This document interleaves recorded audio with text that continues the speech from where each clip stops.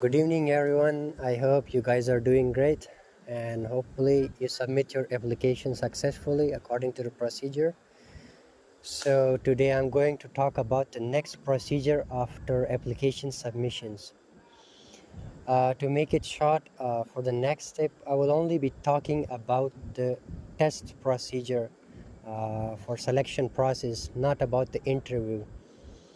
So when you submit your application within 2 weeks, according to the schedule they mention on the website, they will start taking academic tests, and also after that they will take psychological tests. So let me tell you about the tests.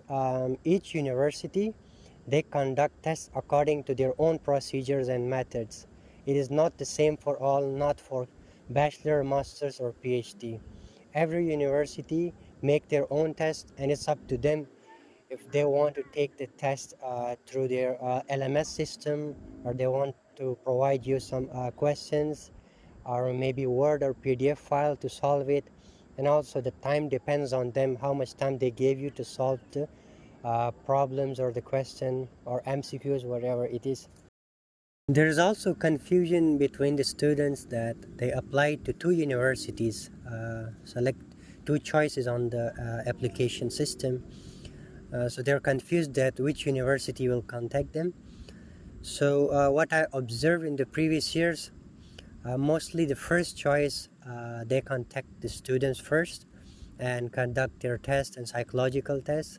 It also depends on the student's profile and their motivation letter or research proposal, or maybe the academic choice they choose to pursue in the future. So the second choice, mostly the university, they rarely contact the students. In the previous year, some of the students uh, they told me that the university, the second choice, also contact them and conduct the test and also conduct the interview, but it was really late. But according to what I observe, is only 30 to 40% that the second choice contact you. Mostly the first university will conduct your test. Now let's talk about the test procedure. So each university they prepare the test for each category of students for bachelor's, master's or PhD according to their level, and also it depends on them that they want to make only MCQs for you. Maybe for bachelor they will only make the MCQs test, or maybe some general questions, so it's easy for the bachelor students to go through the questions. I remember some universities they have around 100 MCQs for the subject or academic test, so it was easy for them. uh, but remember, the test is according to what you applied for, not what you studied already. Some of the students they already studies a different field in their high school or a bachelor's, and when they apply for master studies or PhD, the subject they choose is totally different from the previous one, or maybe some of them are the same. So remember, if you apply for biology, or you apply for English literature, or you apply for business studies, so prepare according to what you choose, the academic subject, because they will make the test based on those academics. And for bachelor, is mostly depends on their what they studies in high school. If they studies computer science, so mostly questions are related general to what general to the basic of computers. And for masters or PhD, it might be a bit changed, especially for PhD. They might give you some case studies or some according to some research paper, something to write a literature review or something like this. So it all depends on the your level of academics.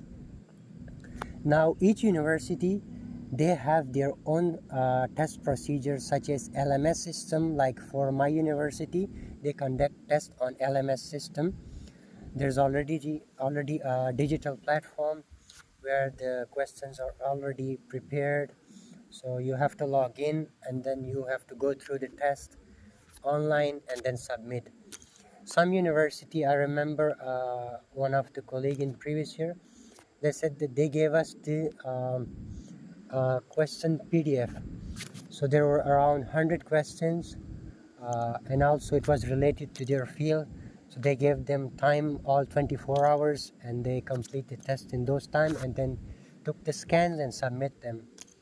I remember some of the universities, they directly conduct the interview, but it might be really rare case, because not all the universities are doing this, because each year the procedure is getting harder, and the selection process are more focusing on competition and highly profiled students.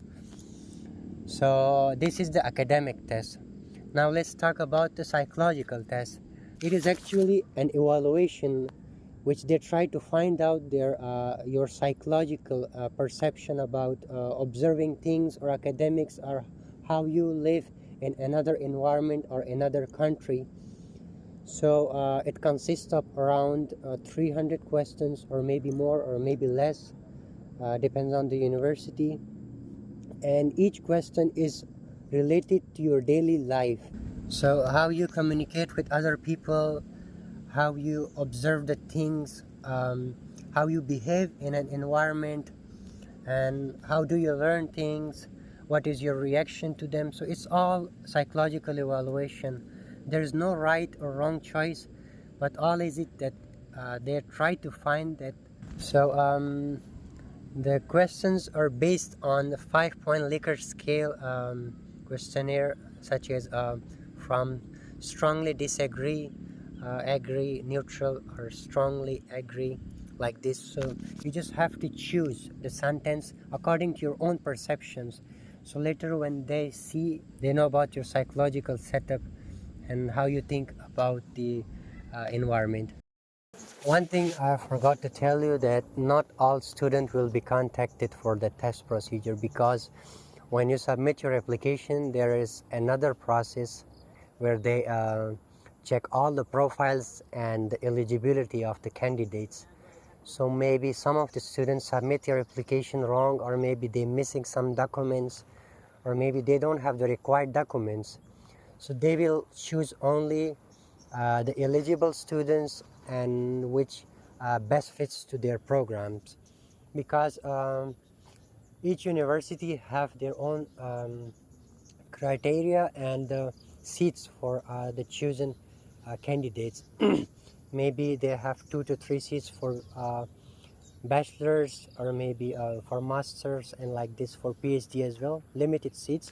So they have to complete the quota, and they will just only choose the best candidates. They will shortlist the students for the academic test and psychological test, and they will contact them through their emails. So that's all for today's video.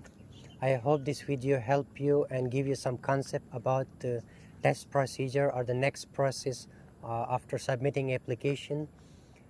Soon I will be making another detailed video about the interview process after this, but first I want you to focus on your test, and good luck with that. Just give your best and do hard work, and I hope you go through the test procedure easily. Then later I will explain you about the interview process. So thank you guys for watching the video. Hope to see you in the next video. Take care and goodbye.